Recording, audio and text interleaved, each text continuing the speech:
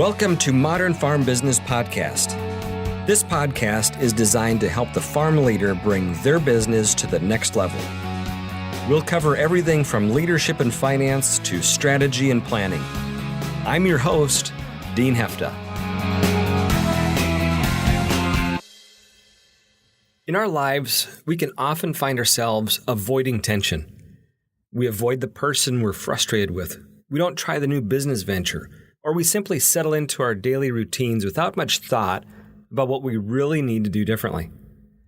But one of the healthiest things we can embrace as leaders is opposition. Opposing views and opinions, the opposition of a new challenge at hand, the opposition we feel when we're trying to create a new habit. The tension we feel is evidence that there's something that is making us think, something that is forcing us to grow our skills. So what's really going on here that we're avoiding? Is it we don't want to be around people who have different perspectives because we think they're crazy? Or is it we don't try a new approach to our business because we think things are okay how they are? I think the real issue is our own comfort with discomfort. We feel much more calm and peace if we're around people and things and ideas that we already agree with. But is that really the goal? Or does our vision include learning new things, building something that matters, leaving a mark on people's lives, improving our community?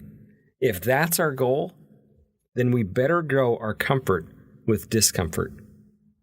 One of the most written about people in history understood this. Abraham Lincoln decided on an unconventional approach to assembling his cabinet. Rather than looking for like-minded, agreeable folks to place as his closest advisors and administrators, he chose the best people he could find for the jobs, and they happened to be his formal rivals for president. And he also knew that in order to hold his party together, he needed to enlist these potential detractors onto his team and keep them close. But he also knew he needed skilled leadership, and many of the people who ran against him were talented and connected. What Lincoln was able to master was the ability to respect people as people, regardless of their opinions or ideology. He looked for people across his administration who were candid, courageous, and took action. The best evidence of this is the trust that he put in Ulysses S. Grant, a man with many detractors, but one who Lincoln saw over and over could take action. Lincoln was able to hear lots of different perspectives from many different opinions. He could absorb them, ponder them, and appreciate that he needed these different insights to be more fully informed about situations that he had to make the tough decisions on. Eventually, though, Lincoln would make his decision, and often it wouldn't be popular, and he would expect the implementation. He knew there would be resistance, but in the process, early on, he had heard and understand the perspectives well enough that he pretty well knew what the response is going to be and where the resistance was going to come from. As we lead in our lives, there's many lessons that we can take from Lincoln's approach to understanding opposition and opposing views. What his example shows us is how, as leaders, not only should we expect opposing views and different opinions, but we should seek them out. Too often, leaders, in their attempt to keep the peace, have moved forward with decisions without the chance for debate, perspectives, and discussion with the people that are really involved and affected. This doesn't mean a leader should agree with the majority. Often the best decision is a decision that many people oppose. But the long-term health of the organization is better if the discussion can occur early. The people can be heard. Leaders can then absorb those perspectives and move forward with a decision that they feel is best, knowing already now where the resistance is going to be. Think about organizations in your community. Recently I was having a conversation with my dad, who over many years has been a part of a lot of different community boards. And his comment was that he always found that having opposing ideas, different opinions, and candid debate on the topic continually led to a healthier board and better results. His biggest frustration was actually when there was members of the boards he was on where they would simply agree with everything that came up. While, they didn't introduce any tension or conflict, they also didn't improve the thinking of the group or improve the ideas or decisions of the board. That friction, that debate can be healthy, but it has to contain the respect for the person while that disagreement of ideas occurs. We should be able to have different opinions and still be able to go out later for supper together as friends. The flip side is when you have a frustrating member on a board who, no matter what comes up, they're against it. This position requires as much thought as the person who says yes to everything. Unfortunately, this person does introduce tension and opposition, but it's without thought. And too often the perpetual no really doesn't have any thinking behind the resistance other than, well, I just don't want to be a yes person. So how can we incorporate opposition into strengthening our leadership? Here are some things to consider. First, how open are you to different perspectives? This goes back to the basic advice of know yourself. Maybe I'm very routine. I always go to the same restaurant. I always order the same thing. And I really don't like being around people that disagree with me. I encourage people to get some outside perspective on this. Ask people who spend time with you in different situations on how they perceive you and how open you are to new ideas. Maybe your perspective is you're not very open. And maybe what they see is, oh yeah, there's lots of different ways that you've changed your mind or been open to different perspectives. The point I want to make on this is not being open to change or new ideas or different perspectives isn't bad in itself. Just like being extremely open isn't necessarily good. What I want to highlight is that it comes down to choice.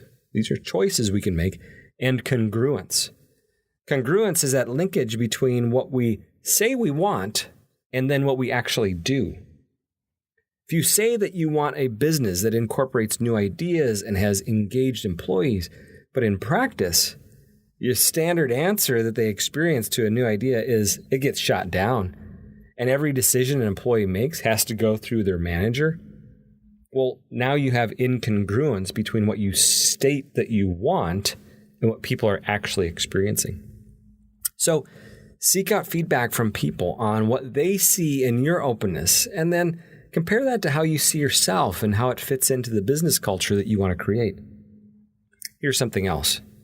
There are different stages to when we should be open to different opinions and when to seek out people with different perspectives.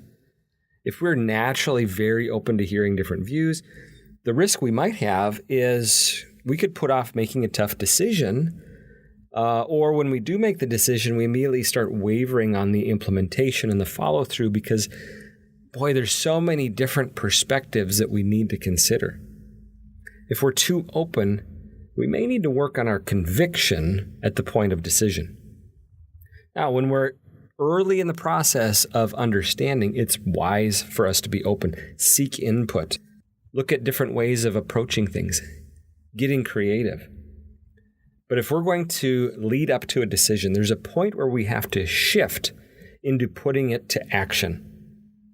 We have to move to decision or creating a policy or implementing a strategy. As leaders, we have to decide.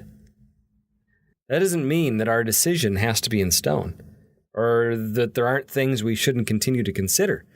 But at some point, the decision has to be made and follow through has to happen. Then we can adjust as needed as we get new information. Finally, when you find yourself having to win a debate or prepare for an argument, or maybe you're leading a board that is proposing something controversial in the community, take on the task of winning the other side of the argument. If you put yourself in the position on the other side, now you have to learn to see from a different perspective. You can see what they see, and in the process, you get to understand their position even better than they do. This will lead to a few things for you and your leadership. First, you may have more empathy for them as a person because you now begin to see where they're coming from, which can help your relationship and ultimately the communication you have with them, even if you don't agree with their side. Another outcome is you could end up actually adjusting your position based on what you've learned through your research. So you've improved your understanding and maybe adjusted your approach. Finally, you'll be much more able to see the holes in their logic, or maybe how you can share your story in a way that will be much more effective after you understand the other side's perspective. So, the next time you hear an opinion that you don't agree with, see a fact that's contrary to what you had believed, or have that sense that you're uncomfortable with this new change, think about how this is a chance for you to grow, to learn, and to get a fresh perspective. Thanks for joining me today, and thanks to Water Street Solutions for making this program happen. If you have a sense that your farm business could use a shot of adrenaline, check out waterstreetconsulting.com to learn more about how they're helping operations. I look forward to seeing you again next week.